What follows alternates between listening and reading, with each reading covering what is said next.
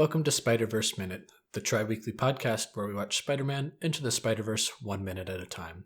I'm Sean Slater. And I'm his sister Caroline.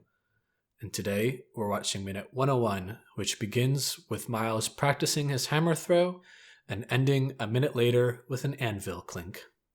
I have titled this minute, Hit the Green Button. And so he does, kind of. I mean, he hits the whole panel. He smashes it, but I mean, it's close enough.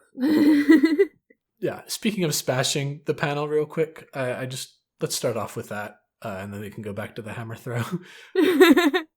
But because the whole thing gets electrified, do you think it would have worked if he was like, hit the panel to the left or right of it and just Probably zapped everything? I mean, maybe. Because, yeah, Miles was very accurate for his hammer throw. And a cool hammer throw it was. It was. I've never thrown hammer, so I sadly cannot critique his technique. I believe it is very similar to discus, maybe. I could be very wrong. Please don't come after me if I'm wrong. To give my background, I threw shot put, discus, and javelin in high school, and I did shot put and discus in middle school as well. So I know a lot of the basics. I know. I'm familiar with throwing, but sadly, hammer throw was never a thing we were allowed to do in high school for some weird reason. Yeah, I don't know why. I don't know. And the few times I've tried to do throws like that, where you spin around and then let go of it, it never went where I was trying to get it to go. Yeah, the closest I can think of is probably discus. There is the spin that a lot of people will do with throwing discus. I have tried it. It is very hard to do. Miles did not have that technique. I don't know if it's a similar technique to hammer throwing or if it's a different technique as well and just kind of the same idea. You're also rotating more in a hammer throw than you do with a discus. So, again, that's why I'm like, I can't really critique on it. But from what I saw, I mean, it looked okay. Yeah, it looked cool. Yeah, I can't really critique it if it worked. Yeah, I mean, you know what? It's like, the technique might have been bad, but he's alive. Yeah. I loved the 3 panels that popped up when he hit it, and it showed from the 3 different angles of the shock. Mm-hmm. I love the animation of the lightning, just in general. Yeah, it's very, it looks electrical, like it's supposed to. But, they added some, they kept movement with it. It's, it's got a nice glow to it. Yeah, it's very active electricity, where a lot of times you'll just have electricity that, pulsates on things, whereas this is very clearly moving around everything. Yeah, I love it. The thwomp sound it makes when it deactivates when the button gets deactivated and everything starts shutting down, just the thwomp and the electricity scattering out again, pushing back the interdimensional energy. Yeah, I do love that visual as well, after that thunk, just the way everything just kind of starts zooming back and it's sudden light. Yeah. Because we were in such a dark, this was even brighter than when Miles first shocked Kingpin, so it's just this sudden reverse of whoa, let there be light, okay. Yeah. I also very much enjoyed just the visuals of seeing everything kind of doing this sort of reverse and turning back to normal. Yeah, and it's we've been very, very close and personal the past couple of minutes, and this is very taking with the zoom out, everything just you get a bigger distance of seeing the city reversing, and even the zoom out on the electric shock, we start seeing things from much farther away. Yeah, it's this is a very cool minute. One of the coolest shots from it was when Miles was jumping off of the bridge. He runs, and then we just get this really tiny Miles jumping as the bridge gets sucked down at the last second. They did a great job of keeping it intense, and then Miles clings on to the panels, but he looks down, up, whatever direction he is, and then all of a sudden we turn into 2001: A Space Odyssey, and we're looking into the multiverse. Yeah. I do love, in a bit more serious, I do love how they show this, because we see Miles first, and we actually see the reflection in his eyes, in his eye things first. Yeah. And then we get shot over and you're like, oh, he's literally looking into the void.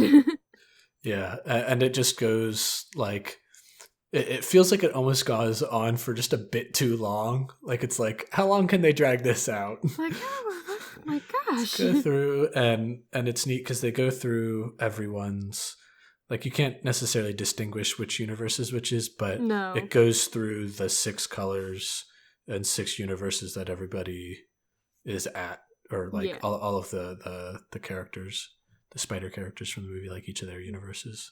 Yeah, it was a very, very nice send-off.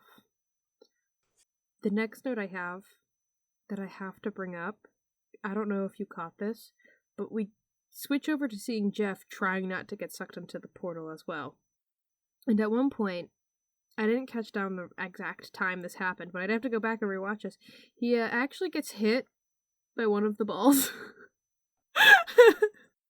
I also love how the chairs are the only like actual shapes that are flying, or like not actual shapes, but actual like objects that are flying out. Yeah. Everything else is just really basic, like spheres, boxes, the like triangular prisms. Like, it's all just really basic, easy to animate shapes that they're just like, we're just gonna do this. Just do this. Just make chairs obvious. Yeah, and then just like they already had the chair shape. Let's just toss that in, and everything else can be basic shapes. Yeah.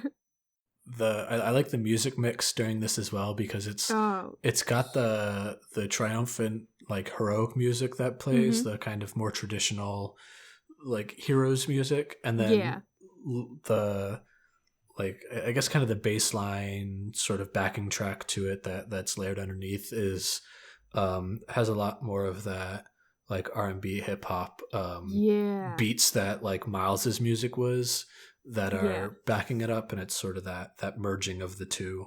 I love when they do that, because it really does make Miles's theme so unique compared to every other Spider-Man's. Yeah. So I love how they mix it, and they mix it so well. Yeah, it's not super obvious. Like the Miles's music isn't super obviously, like, it's not overtaking the heroic sound. It's just there, like, just under the surface, like, this is what he's still the hero, this is what makes him unique, though. Yeah. We get to see everything getting sucked in through the collider, actually. Yeah. And at one point we get a bit of a second glance at the Cloudy with a Chance of Meatballs machine. Yeah, it's very, very briefly like on screen again as it just gets sucked in. Just goes back to the Cloudy with a Chance of Meatballs universe. Yeah. Where food rains from the sky. And then I love the gag that caps off this minute with the anvil just clinking into place, not getting to go home. I love how like that has stayed from Spider-Ham's universe. I'm like, I love that. I love everything about that. And just like Spider-Ham, it has great comedic timing. Yes, it has the best comedic timing. It's expects nothing less, and it delivers beautiful. Do you have any other notes for this minute? No, that's all I have. Then we can dive into the sort of alt scene 16. This one goes over the next 2 minutes. This like it sort of breaches this minute and ends around the middle of the next minute. But we're just going to cover it all here. Oh, haven't had an alt scene in a hot sec. Let's do it. Yeah. So it starts as the things start getting, like, it shows the things getting sucked in. And then we see Doc Ock starting to like stand up. Oh, Doc Ock shows up. Yes. And this is sort of the explanation for where she goes. Mm-hmm. She says a line saying, "Power of the multiverse in the palm of my hand." And then she just dives into it as everything's getting sucked in. So we had kind of talked about this previously with where instead of the truck taking her out, she dives in. This is when that actually happens. And yeah, it shows her just diving in, and then that's her. She just disappears into the multiverse. Huh. And then it kind of goes back to everything getting sucked in. and then we see, so that's kind of where like this minute ends, and then we see Jefferson getting blasted through the window, and Miles has to like dive down to save him, and they show they use the like falling up imagery again of Miles diving upwards to go grab his father before he's sucked into the portal, or into the collider. And in the imagery they were using, this was like, you could tell this was super cut out super early because it was still very, very rough sketches, like almost static sketches. And I think one of the like, they also had the city in the background, and so I think they literally just took the like screenshot of when he was diving up and just like pasted it in here and like slid it up. We can do this again here. And we're just reusing the shot in the alt scene they were showing, because it was very just like kind of cut and paste and everything.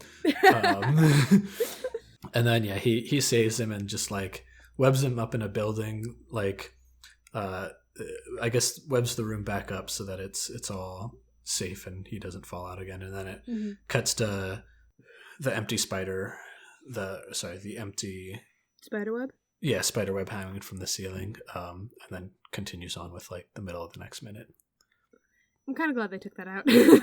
Yeah, it would have just added like the Doc Ock stuff would have been like okay, because it explains what happens to her. Yeah, but they can just pick that up in the next movie. Yeah, as like a flashback. She got hit by a truck. Like that's all we really need. It's like okay, she's something.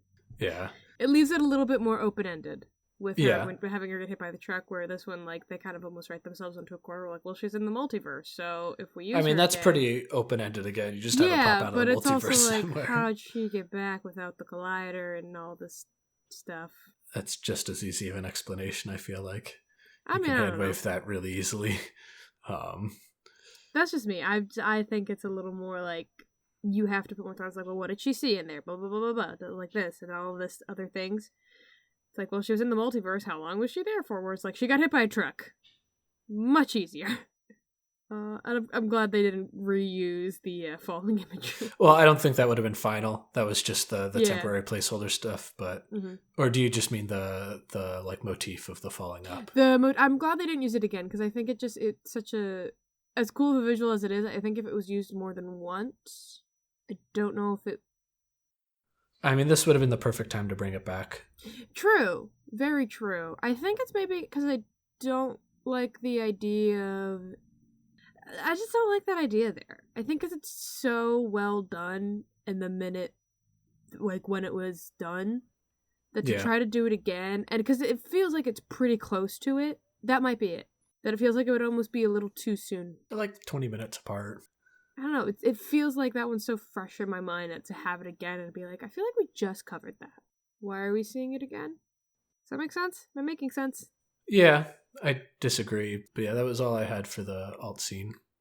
That is all we have for this minute. Catch us on Friday with minute 102. Till next time, thanks for listening. Bye.